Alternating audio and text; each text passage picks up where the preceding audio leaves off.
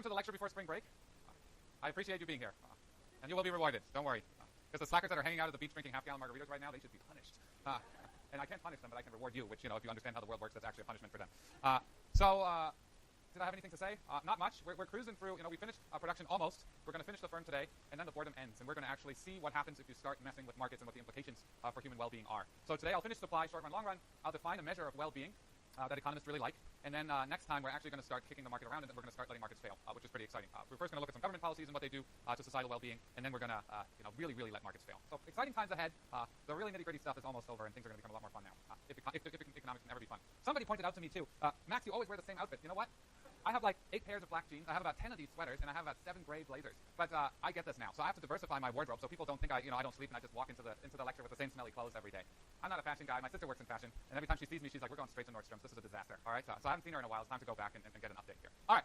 Last time, what did we do? We derived short-run supply. This was a big deal. Right? We used the output and shutdown decision of the firm to show that the short-run supply curve for a single firm is simply the marginal cost curve above minimum average variable cost. Because the shutdown decision tells us that if total revenues are less than avoidable or variable costs, the firm should shut down. That's equivalent to saying for the competitive firm, if price is less than average variable cost, the firm should shut down. So short-run supply is this nice portion of the marginal cost curve above minimum average variable cost. Then I did a cruddy job of going from firm supply to market supply. And this was due to the fact that I had my nice prepared notes and then I left them at home. So today I'm going to do this again, different settings, but just to make sure we know how to go from individual firm supply to market supply and that this all makes sense. Last time we looked at going from an individual firm supply curve to a market supply curve and looked at what a specific tax does to that. Then for homework, I asked you to try out and figure out what a subsidy would do to the individual firm's marginal and average variable costs and consequently to the market supply curve. So of course you've done that, you figured it out, you've basically read the rest of the textbook and you're way ahead of where I am, but just to make sure everybody's on the same page, let's quickly do that, right? What does a specific subsidy do to marginal and average variable costs? Let's remember, the specific tax is per unit produced, you charge a dollar amount. So for each unit produced, the regulator charges firms $2 or $3 or $5, a rate, right?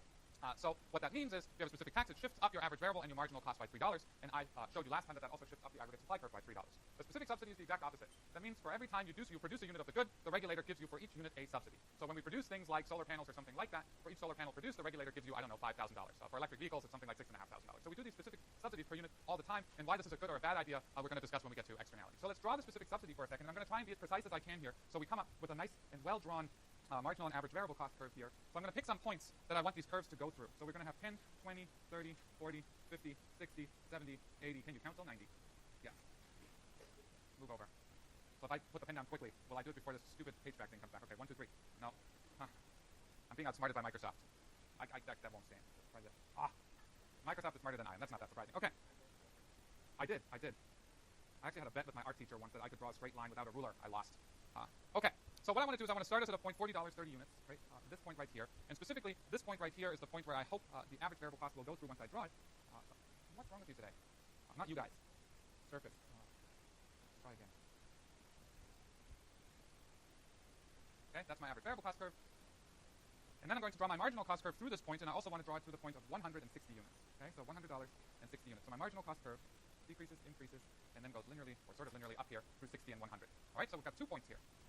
Now, my supply curve, right, is going to be the marginal cost curve above minimum average variable cost. So if we drew our supply curve in blue, right, the dashed line here, that dashed portion of the marginal cost curve, that's my short-run supply curve. Now let's assume that there are 10 firms of this type. They're all identical, right? A good example for identical firms is taxi cabs. It's one smelly Crown Vic, a driver, and a credit card machine if you're lucky, right? That's a cab. They're all roughly identical, even though we're diversifying the type of cabs. Now you've got Ubers. Ubers don't smell so bad, but they have liability insurance issues. So interesting economic issues in the market for higher transportation. But let's just think of the old taxi cab market, 10 identical firms. What does market supply look like? Well, the way to do that is you simply horizontally aggregate the individual firm supply curves. So if each individual firm at $40 is willing to bring 30 units to market, if you have 10 firms, then at $40 right here, right, 10 times 30 units is exactly 300 units. So at a price of $40, those 10 firms are each willing to bring 30 units to market, which is this point right here. 10 times 30 is 300, right? So that's the first point on my market supply curve. I could do this for an infinite number of points above average variable cost, but I'm just going to pick one that I picked out. At $100 up here, right, this individual firm is willing to bring 60 units to market. So 10 firms at $100 are willing to bring 600 units to market. And we go up to $100. Right, so the aggregate supply curve looks something like that. So this is market supply. Okay, you're just summing up across 10 identical firms, and since they're identical, you can just do 10 times the same number. If they're heterogeneous, like last time, where you have different supply curves for individual firms, you just actually horizontally add up the individual units. Now a specific subsidy comes in, all right? Specific subsidy comes in, what does that mean? So if there's, let's say, a $10 subsidy, all of a sudden, specific subsidy of $10, $10 per unit. What does that mean for the marginal and the average variable cost curve? They both shift down vertically by $10, right? So the way to do this in the new millennium, if you were born in the 1990s, you're the best copy and paste people in the entire world. My dad still can't figure it out. But you would simply duplicate this whole graph right here and just drag it down by $10, right? That's what a specific subsidy does, both the marginal and average variable cost curve. Since I don't know how to do this on this fancy technology, I'm going old school. I'm just picking a couple of points here on the average variable cost curve, and I am shifting it down by 10 units. So this thing is going to look something like this. So this is average variable cost minus $10, and the marginal cost curve does the same thing, shifts down by 10, then goes through this one, and goes through that one. Okay, so marginal cost minus $10. Wow, I'm on fire today. This drawing is going extremely well. I'm proud of myself. All right, but basically what I drew you here is take the green curves, duplicate them, and just drag them down by $10. Well, what's my new my new supply curve for the firm? The new supply curve now is, let's use a different color, yellow, right? It's the marginal cost curve above minimum average variable cost after the supply. So it is going to be this part here. Right, so marginal cost shifts down by $10. That shifts down the individual firm supply curve by exactly $10 right here. Now, if I want to figure out what happens to aggregate supply, I do the same thing. I go through the steps, right? At a price of, let's say, $30 right here, each individual firm is willing to bring 30 units to market, right? So at $30, 30 units each firm, there are 10 firms. So at $30 now, these firms are willing to bring 300. That's $30. And they're willing to bring 300 units to market. So that's the first point on my aggregate supply curve. At $90, right? So if I look at the $90 price right here, how many units are firms willing to bring? So at $90, I go across, I look down, and that should be, hold on, where am I? I just moved over with my pen. So $90, go across to the green curve, drop straight down, 60 units per firm. That means 600 units at $90. Okay, so my new supply curve is this yellow or slightly greenish curve here. This is the market supply curve after the subsidy. Right? How much did the market supply curve shift down by? It shifted down by exactly the amount of the specific subsidy, $10.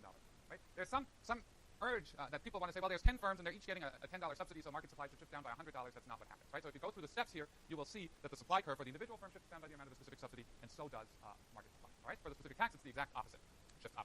Okay, so we've got specific taxes and specific subsidies squared away. What about everybody's favorite, a lump sum tax? Okay, so you're trying to influence firms' behavior, meaning, let's say you're on a rant here, big oil is destroying the world, right? It could be true or not. I have opinions on this, right? You can always point your fingers at big oil, but as long as you're a happy consumer of gasoline and heating oil and all of those things, you should be pointing fingers in both directions, right? But the point here is, let's say you for some reason think that we should produce less oil and leave some more in the ground for now for greenhouse gas concerns or local air pollution concerns, or, I don't know, honoring the dinosaurs and trees from millions of years ago that, formed the oil. And your plan here is, well, we're just going to charge them a big, big tax, a lump sum tax, right? So we're going to charge them 25% of their profits, $3 billion. And they're going to obviously produce less. Well, let's look at what happens here. Think of an individual firm that has an average variable cost curve. Hold on. I'm going to try and be precise today, because last time I was sloppy and I hate walking out of the classroom feeling like I didn't do well, all right? So let's do dollars. I hate this color. Dollars. Output. Again, stick here with 30-30. Right? I'm going to put my average variable cost curve through here, and I'm going to put my marginal cost curve through here. Now, what does my supply curve look like? Well, let's say there's, 5 firms. Okay? I can see that at $30, you have 5 firms at $30. Each individual firm brings 30 units to market. 5 times 30 is 150. I'm going to put that right here, so each take us 50 units. And then let's pick a convenient point on the marginal cost curve. This one here is pretty good because it goes to the corner of a square. So this is 1, 2, 3, 4. This is $70. And this is 50 units. So it's $70. This firm is willing to bring 50 units. 5 times 50, 250. Okay? So the aggregate supply curve looks something like this. Right? And just to make sure we're on the same boat here, short run supply is marginal cost above minimum average variable cost. Now you charge your flat lump sum tax, right? The tax amount doesn't depend on how much oil the company produces. It's just basically like a parking ticket. It's a one-time fee you charge the firm. Does that affect your variable costs? Remember, variable costs are things that depend on quantity of output. Does the lump sum depend on quantity of output? It doesn't, right? So it's not going to affect your variable costs. Does it affect your marginal costs, right? If you want to go from 30 to 31 barrels of oil, are your marginal costs different? They're not, right? It's just the amount it costs you to extract oil from the ground. So a lump sum tax, what's it going to do to my marginal cost and my average variable cost curve? Nothing, right? It's going to leave marginal cost and average variable cost exactly where it is. Is it going to affect my supply curve? No, but max. Are you telling me some sort of crazy econ thing that has no relevance whatsoever for the real world, which is pretty much everything we've done so far for the past 8 weeks? No. Are the oil companies going to be happy about paying $3 billion in lump sum taxes? No, right? They're going to be pretty upset, really, really upset. Lawyers will come out. What does it affect? Does it affect their total costs? It does, right? So a lump sum tax essentially affects your fixed costs. It adds to your fixed costs. So you have to pay for your capital, right, which you can't adjust, and you have to pay for this lump sum tax. So it just increases your fixed costs. So what a lump sum tax does is it doesn't affect average variable costs. It doesn't affect marginal costs. But what it does is it affects your average total costs. So if average total costs before were somewhere like this, something like this, before, now you add more fixed costs in the form of a lump sum tax to this firm. So what's going to happen? The average total costs are going to go up by the amount of the lump sum divided by output. So this is going to be average total cost plus lump sum over Q.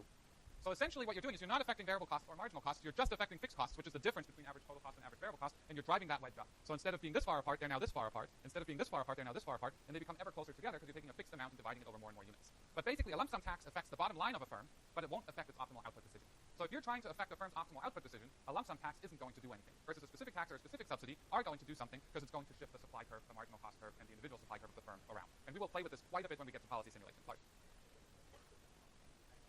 In the long run, all right? So in the long run, a lump sum tax will affect the market price. In the short run, it actually won't, right?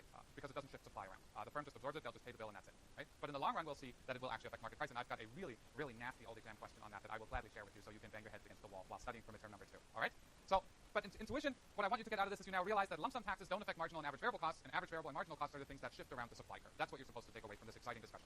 All right, just quickly, all right? So we've aggregated individual firm supply curves. What we did when we had consumers, we derived an individual's demand curve. Now let me just, for completeness sakes, show you how to get from an individual's demand curve to the market demand curve. And then I have one totally insane picture where we're going to go from individual firms' marginal cost curves and individual demand curves to market demand, market supply, put it all together, and we're going to come up with the most famous picture in the world, which is demand and supply. All right? Pretty exciting thing planned for the day before spring break. I always used to ask, are you heading to the sun somewhere? But why head to the sun? You know, it's California. We're hosting a job market candidate tomorrow that we're hoping will join the faculty here, and he's from Chicago. So I've been sending him text messages with links to the Yahoo Weather Report from Berkeley every single day for the past 3 weeks. He's like, stop it. Okay. So individual demand curves, how are we? Here we are. So remember your individual, call him Max, or Noah, whatever you want. This is Max's demand for Reese's, Hershey's, whatever you want to think about, but I'm going to put some numbers onto this demand curve here. So prices go, yeah, you think you got me, that's right. I can skip right past your silly arrow. 1, 2, 3, 4, 5, 6, 7, 8, 9 units. This here is the letter Q. That here is the number 9, all right? So the individual's demand curve, because I know my preferences, I've gone through this exercise of looking at my preferences and varying the price for the goods. I've derived the individual's demand curve. What I've arrived at is this one here, where at $90, Max buys 1 unit, and at $10, Max buys 9 units. Okay, so my demand curve is going to look nice and linear, like this. So this is Max's demand for, I really dislike Hershey's, so we do. Okay? Let's assume there's 100 people like Max, because everybody wants to be like Max. Bad sense of fashion, excellent taste in music, that nobody else likes. So let's say we have 100 Maxes. What does the market demand look like? Well, it's pretty simple, right? At $90, each of the 100 Maxes is willing to buy 1 unit. I have 100 Maxes, so the quantity demanded for these 100 Maxes is 100 units. At $10, each Max demands 9 units. There's 100 Maxes, so we're at 900 units. And we could do this for all possible points here, but it's going to be a nice linear market demand curve. And note, while these curves look the same, right, the scale on the x-axis is really different. It's 1 through 9 here, and it's 100 through 900 here. So if you drew them on the same scale, this here, 900 would go like all the way over to California Hall where all the important decisions are made, and you would have a really flat demand curve if you draw it on the same scale. This looks like it has the same slope because I've squished the scale together. All right, this is pretty easy. Let's put it all together. Whoa, this looks pretty awesome. I'm excited about this one. This has never succeeded so far in 10 years of doing this, but today's the day. All right. And just in case it fails, I drew it out for you by hand. Like if you've seen Funny Farm, I drew you a map, and then I will make copies of this for you or scan it using my high-tech scanner and put it on B courses so you can really see what this does here. But this picture right here is going to put the last, how many weeks have we had? 8 weeks or 9 weeks or whatever it is, together into one giant picture and brings us back to essentially lecture 2 in Econ 1. Thank you very much. But this time, we really understand where everything comes from. So let's think about the individual here. I'm going to zoom in a little bit to make drawing a little bit easier. Come on, zoom. Okay, the scale I've got on the y-axis here is 1, 2, 3, 4, 5, 6, 7, 8, 9. We have dollars on the y-axis. We have Q on the x-axis, and I'm going to do the same thing here. 1, 2, 3, 4, 5, 6, 7, 8, 9.